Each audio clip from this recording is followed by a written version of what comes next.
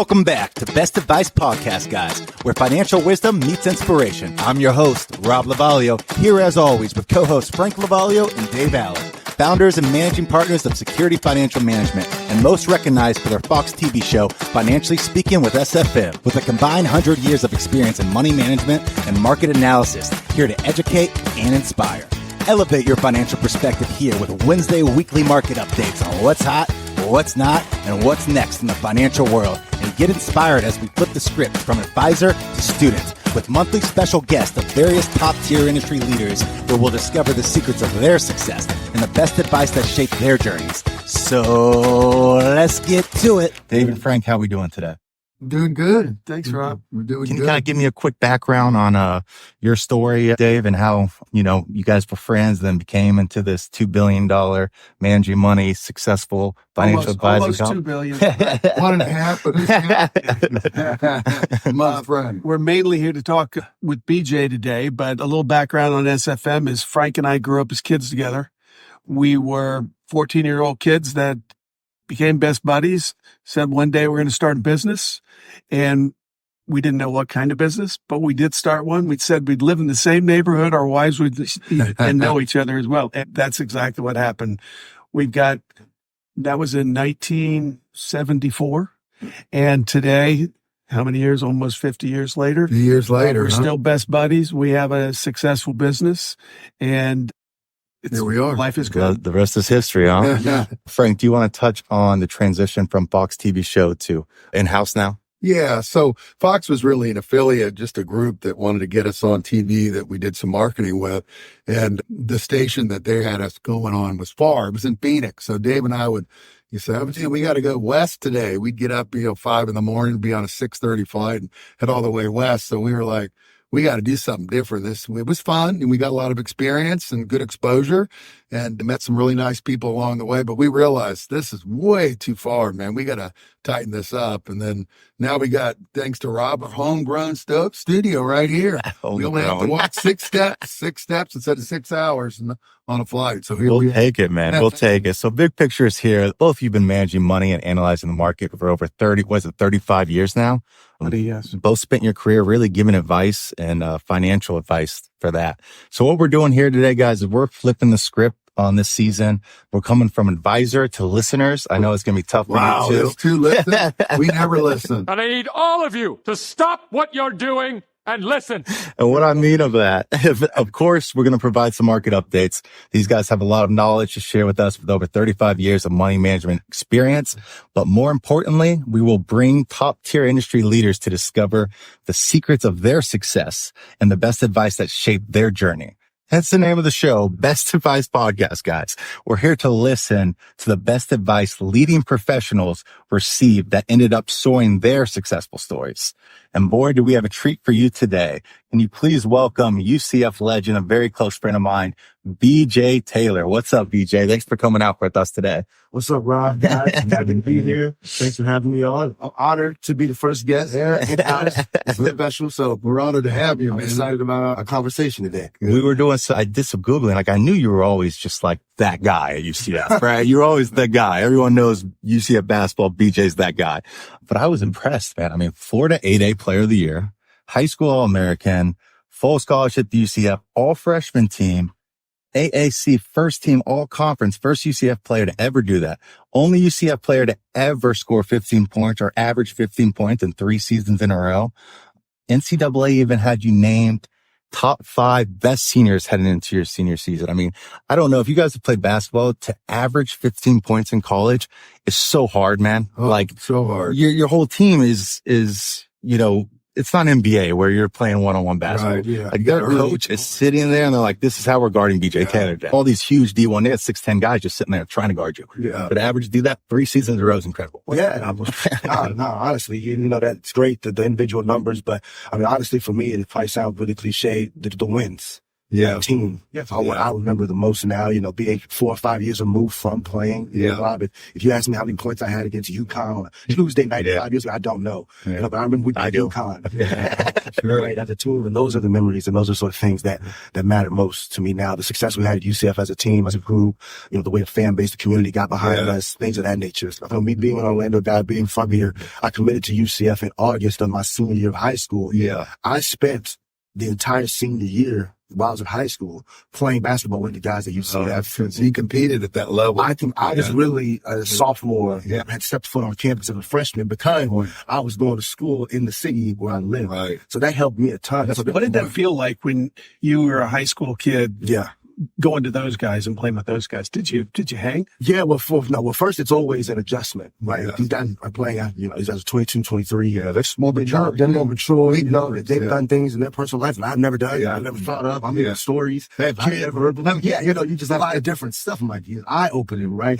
You really have to figure out, how to be successful. And that was my biggest thing, was that I would get beat up, for the first month I went up there, and then the second month got a little bit better, and then from there, I just continued to put the time in, continue to put the work in. What's impressive to me too is like, you're 6'2", I'm 6'5", man. I never recruited by UCF. I'm like it's hard. Neither did I.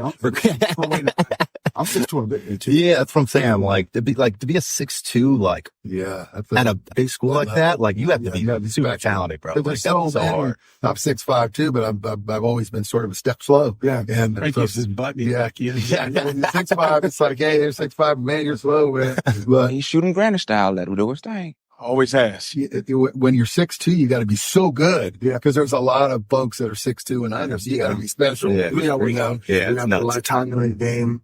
I had a lot of inspirational people in my life. My dad was always highly involved with me as a coach. I told me what I needed to know to get better. My mom's always been my biggest support. She was the one to hold me, be all right.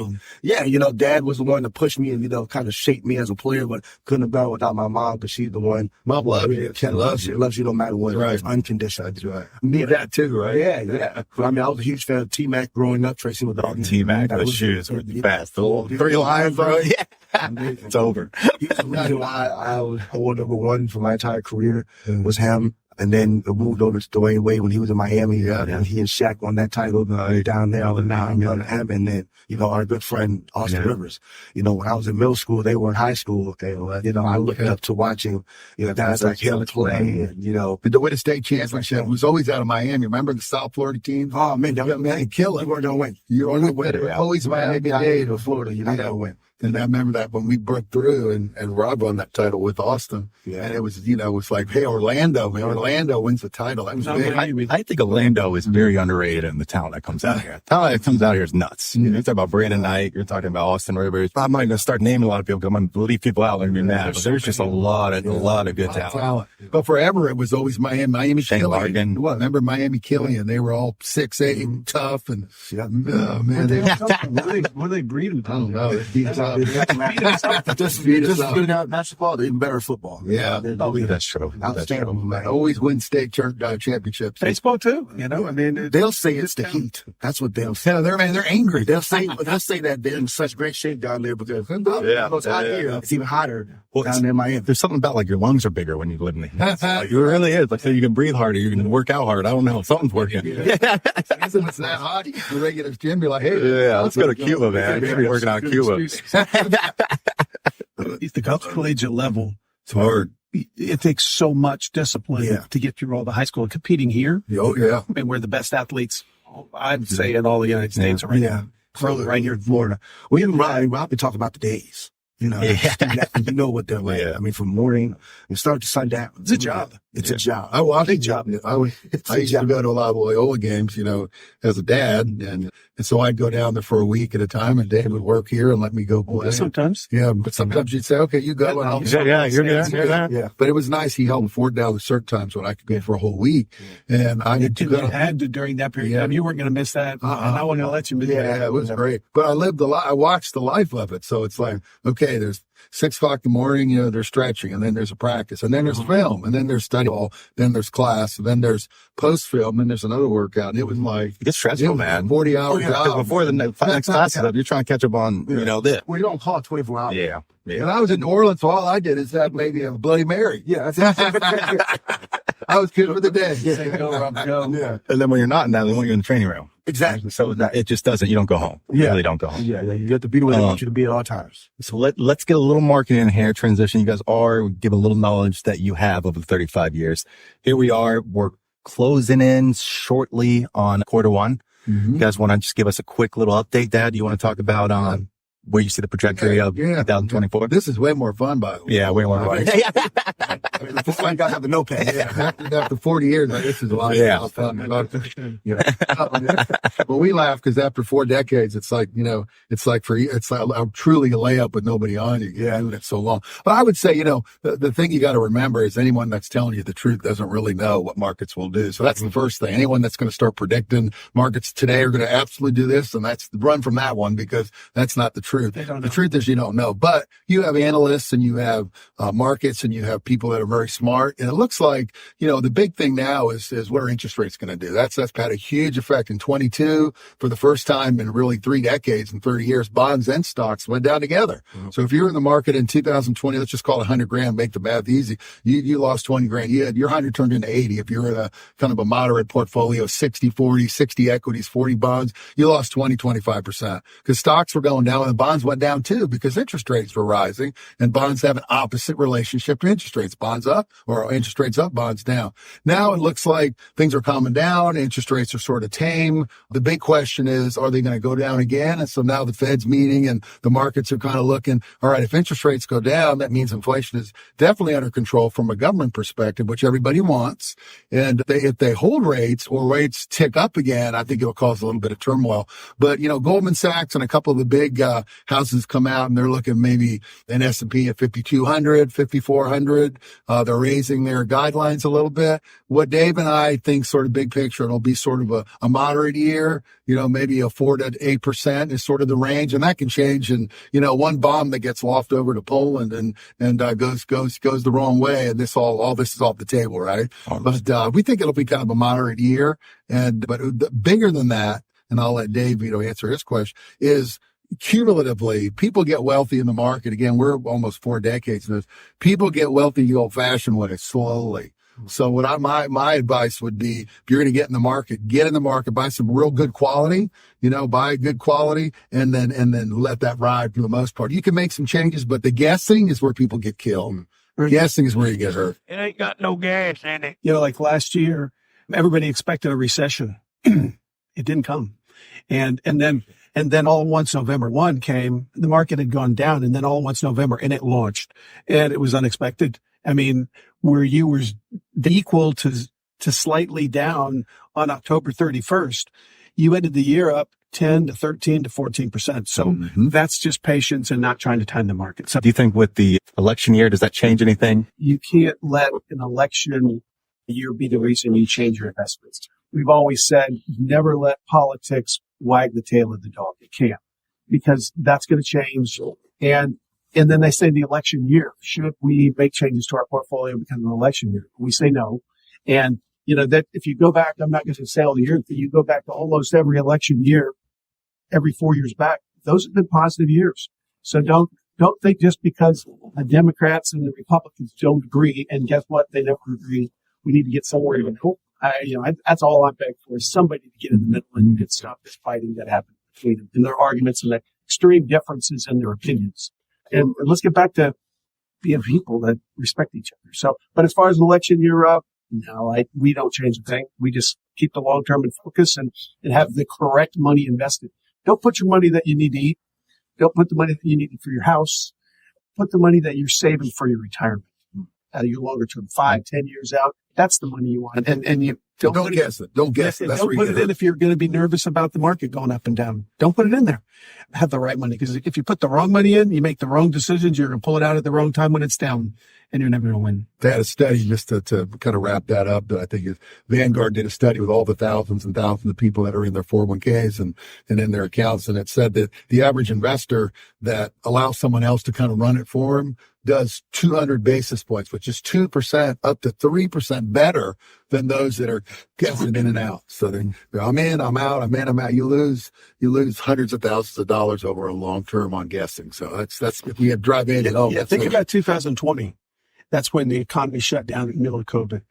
Started the year, and in March, it dropped down 30%. Okay, so the person that was that type of person you talked about sold at the bottom. Mm-hmm. And guess what happened by the end of the year? It launched back up and went beyond the loss. It was just a complete V. I feel like I'm having deja vu a little bit, because I remember doing these videos during COVID, be like, this is an opportunity, guys. Like, this is a huge opportunity. And here we are. It was a huge opportunity. You buy during that period of time. You don't sell during that time. And wealthy people get wealthier by buying when things are ugly. That's when you want to be a buyer, not a seller. Anyway, I want to beat that up. All right. So we're going to, great stuff. So let's talk about a little bit about like that transition from, you graduated, right? You were under the Orlando Magic's organization for a while, which is crazy to think about. Yeah, it was great to be from Orlando. Yeah, that's nuts. I've college, go to summer league with them, spend the time with them, and then go to the training camp with the Clippers. Get signed to the organization with Doc Rivers was controlling the first year. Oh, awesome. Austin there then? At the time, no, Austin was in Houston. That was his first year in Houston. So being with the Clippers is very cool. Having Doc there as a part of the organization, knowing Rivers still as long as I had was awesome. And then, going down to the G League team, I missed the entire season with an injury, broke my rib. That carried How'd you do that? And got elbow. Yeah. I was chasing somebody off ball screen. Knows the strength of those guys, right? I could sneeze, man. All those pains were and unfortunately that carried over into the pandemic. Yeah, I'm missing a season, and then you got the pandemic. Yeah, and then now it's like this way. I thought I'd slow down before. Really slowing down. Yeah, that's tough. That's tough timing. Yeah, it was a tough time. Really crazy time. Some things in life, it's times. One of those things so important. So important. The timing, the situation. Yes, having somebody that believes in you, love. Yeah, there's so many things. Going to really succeeding at a level like the NBA. Yeah. So many people don't realize there's only 450 of those jobs. Right. In the world. But now you look at, too, you see how much internationally we're starting to get players. Yeah. So it used to be, in my mind, the U.S. kind of dominated. But now you look at, what's the 7'6" kid that came in and just dominated right now? What's Victor? Yeah. That dude's nuts, man. I mean, that's 7'6". He can dribble. What the heck? He pulls up and hits the three on you. 7'6". I feel like eventually they're going to have to raise the hoop. Like, at what point are they going to raise the hoop? At what point does 7'6" guys? More like that guy that, off kid. The kids home playing like the video games. Okay. Yeah. And they've created like, it's like super tall. Also shoot. Yeah, that's it. You like pass them on the TV. 100 on everything. Right. That's real. Yeah. That's a great way to put it, man. Yeah. They play with Taco Fall. Yeah, that was cool. They would love Taco, man. Yeah.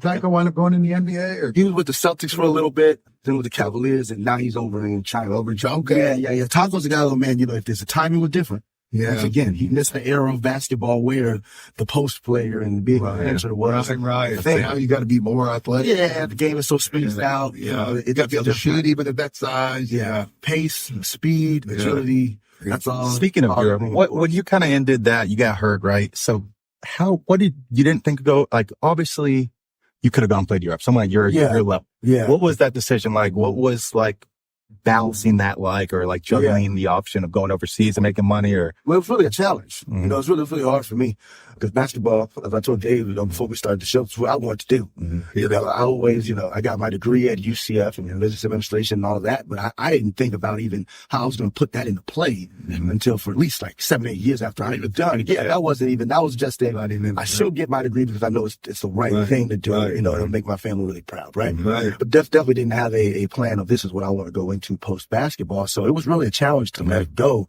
Because when you put so much time into something, so much energy, you're able to do well at it. You want to stay with that forever, really. Yeah, and as an athlete, it becomes a part of your identity. It becomes a part of who you are. Sure. You know, I mean, I've been known as the basketball kid forever. Yeah. You know, everybody know I love basketball in elementary school, but then when I got good, it was And once you get to that talent where it's like, we got to go watch BJ play. Like, right. we got to go In see middle this school, guy. I was the basketball. You want to talk about basketball, you go talk to BJ. BJ's on 6th grade or 8th grade. Little things like that where, you know, it becomes part of your MO. Yes, it becomes a part of everything. Your social life. Yeah. You know, how you talk to people, you know, how people know you. Everyone associates basketball with you. So and how you think about yourself is basketball. So, or whatever sports you play, right? So when you have to detach from that, it's challenging. So it took me, you know, couple months there. I retired in early December, and then I had like 2 or 3 months there where I was just kind of in fog and trying to figure out what I want to do. You a little depressed? I had those feelings, kind of a loss. Yeah. Feeling, you know? I thought that way 100%. Right. It happens to athletes at all, you know, levels. You know, whether you stop playing right after college or whether you're Tom Brady and you play, you know, 19, 20 years professional. Yeah, you saw how it was for him to retire. And it transcends. I was just talking to a buddy of mine, a CPA that retired about 6 months ago. And I was talking to him on the phone, and what you're saying transcends to careers too. And he's like, you know, he was telling me, he goes, hey, you know, you're in your 60s. He goes, keep working. He said, I completely stopped. And you go from, you know, all this responsibility as a CPA, all these accounts of all these people that he worked a lot with physicians. And they're like, you know, I was very important to them. And all of a sudden you go from that 60 hours a week to 0. Right. Yeah. That is, so, you know, in regular careers outside of the NBA or sports, it's like, okay, I wake up, I have my coffee, I play golf, and now it's noontime. And I'm like, oh no. Yeah. My wife says I'm not allowed to. She knows what happened. She knows what happened. You know, but I mean, kind of piggybacking on what you're talking about is you lose a sense of purpose. Yes. Even with what you guys do, you're not to help people every day. At the end of the day, that's what you do. You know, you help your clients, you help them financially. Right. With me, with playing basketball, that was what I felt like was my journey. Calling. Like I said, the guys that inspired me, you know, when I played at UCF, it was so much about the community, so much about Orlando, and, you know, the pride that they had, the local guy performing and helping our team succeed, right? So when I was gone, the purpose in life was kind of missing, you know, and since then, you know, and a lot of people don't, you know, that happens and it doesn't really go away. Yeah. Like you're one of the lucky, I don't want to say lucky ones because you're talented and you can speak well. Yeah, just everyone who ever met him was like, that's a great guy. He can speak well. He dresses well. He looks good. Like, and immediately, like you're, you know, the youngest analyst out there for ESPN where, you know, if you went overseas for 3 years, that might never happen. You know what I mean? And now you have this career that kind of is in front of you where it's like most NBA players want to do that.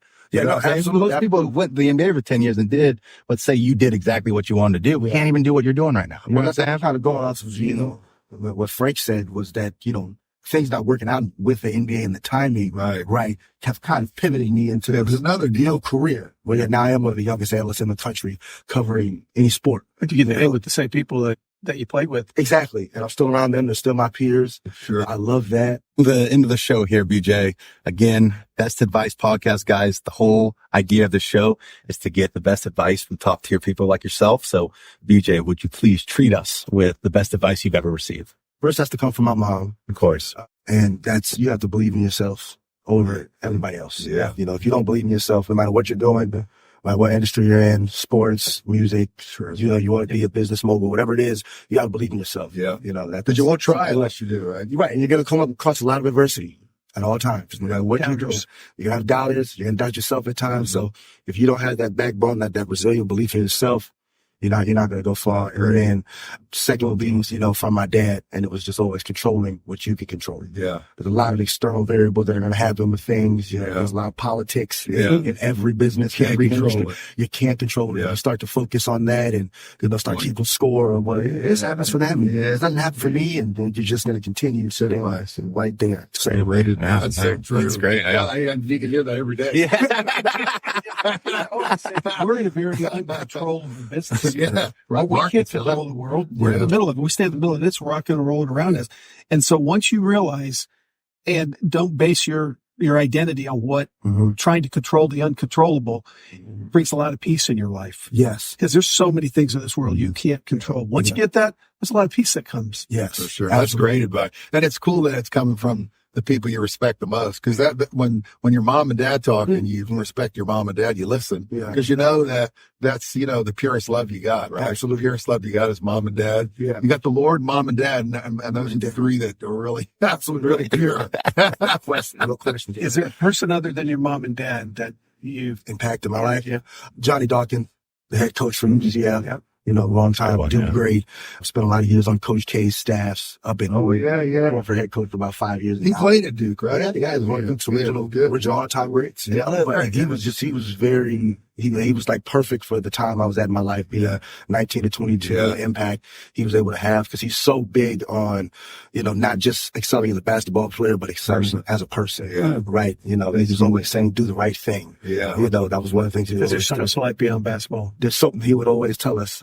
The ball's going to stop bouncing for everyone at some point. Yeah. I like that. I love that. You don't realize how right he is and how quick it is. How quick he is. But I know so many guys that had coaches that didn't, stress that to him. So for him to do that, and have that awareness for us, that's huge for you. That's huge. It's incredible. You're just a kid, basically. You're just a kid. Yeah. And you're still moldable. 18, 19, you're still looking for that real good advice that's going to stick in your head. Yeah. You get a parent figure like that outside your parents. Yeah.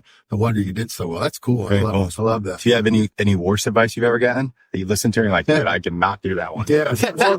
Or worse, you did it. It's terrible. The worst advice that I ever received. I probably didn't even take it to the listen. Yeah, that's okay. Probably good. I probably didn't even let it stick. You don't need to put anyone on blast. I think not even the worst advice. The thing that I see that gets a lot of people in trouble is trying to live up to other people, right? And what they have or what they're doing. Their expectations. What the society playing for. Keeping up with the Joneses.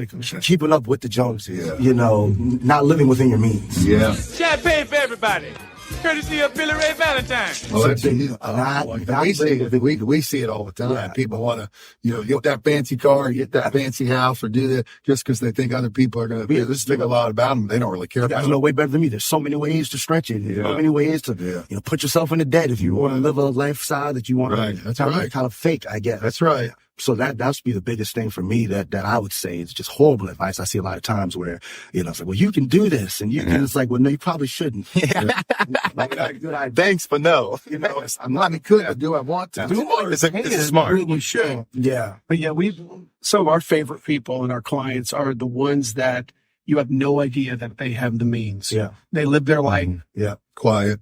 Humility, a lot of humility. They don't brag about it, and they could quietly do anything they want to do, but they like that life of not being out in the public eye. So I'd say that's probably some of the best advice you can give to a young athlete too. Yeah. Especially coming into the pros, you got this window of opportunity to make this money, and it stops. It's a short window. And, my dad would always tell me it's all relative. Yeah. Right. That was a huge thing he would always say. It's all relative. He's like, BJ, everybody, wants to get rich. Right. Yeah. Well, what is rich? If you told that me, makes sense. Yeah. You told me you made $500,000 a year, I'd be like, thanks for killing it. Yeah. That makes a lot of money. Right. Yeah. But then I have a friend in the NBA that makes $15 million. Yeah. What's that mean? Is that rich? But I was at a Thanksgiving dinner one time. We were sitting around. It was me and some of my cousins and my family. And I was talking about one of my friends who had just signed in the NBA for the veteran minimum. Okay. It's signed for the veteran minimum. Right. $2 million or something. Exactly. Which is, we know is the lowest, but it's the lowest veteran. $2 million though. Yeah. You're winning. Right? And I was talking about it in a way that was like, had to sign for, the vet minimum and, they, Poor thing. Yeah, like that way, we were talking about some of the other contracts going around and I was like, I think the vet minimum is going to be maybe 3.7 for him. And he's been in the lead now for 15, 16 years. And my sister it was my sister. She was like, oh my gosh. $3.7 million we signed for? Yeah. He's loaded. Yeah. And that completely changed my perspective because I was so thinking of it in a way. Exactly. Because I was thinking, well, Steph Curry makes 47. Yeah. 47. Right. And it can really kind of take things like your dad said. It's all relative. It's all relative. Amazing, man. All right. Well, BJ, we love you, man. You're my brother. Always. Thanks for having me on. I really appreciate it. It's been awesome. It's been great. We appreciate you all. Remember at home, it's not what you earn, it's what you keep.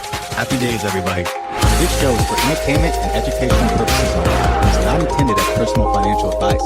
Before making any financial decisions, please do your homework and consult a financial advisor as needed.